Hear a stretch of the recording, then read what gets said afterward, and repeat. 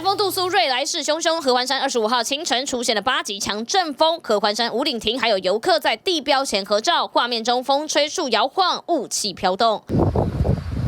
日月潭气象站补充，这波强阵风将持续到29号。台风期间，高山的强阵风有可能还会到达10级以上，其他山区也因为台风启动预防性措施。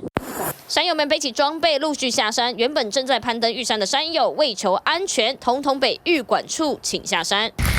玉管处在礼拜一下午4点就已经禁止民众入园，从24号到25号已经陆续下撤438人，目前也联系滞留山上的人，通知他们下山。目前仅有1对新康横断9人，今晚住在瓦拉米山屋避难，预计明天会离开园区。另外，奥万大也从26号下午5点起预警性休园，如果台风警戒范围包含南投县时，不排除提前休园。